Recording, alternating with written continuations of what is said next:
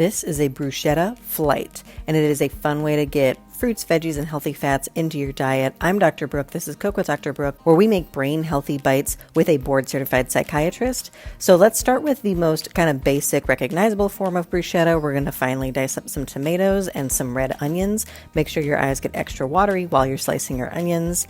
And then we're going to chiffonade, or thinly slice the basil. You want to roll it into this cigar shape to help you handle it a little bit better.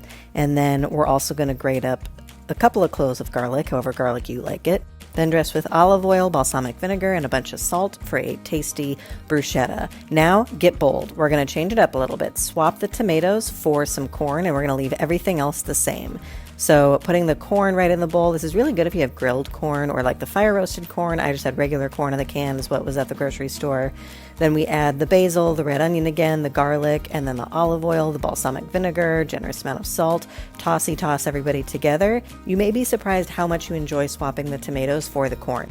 The tomatoes are naturally sweet, as is corn, and so it is a really tasty, almost one-for-one swap that involves a little less chopping if you don't feel like chopping that much. Our last one we're going to do is even braver still. Get the zucchini. If you have a garden, you probably have zucchini coming out of your ears right now. So we're going to finely chop this up. This is instead of the tomatoes or the corn. This is kind of the base of our third bruschetta. And you just want to get it as small as you possibly can. I like to salt it now instead of at the end to try to draw some extra water out of it before we add the rest of the ingredients. Then instead of basil, we're going to do mint. So some fresh mint. I don't have a fancy way to chop this. You can't really roll it up the same way you can basil.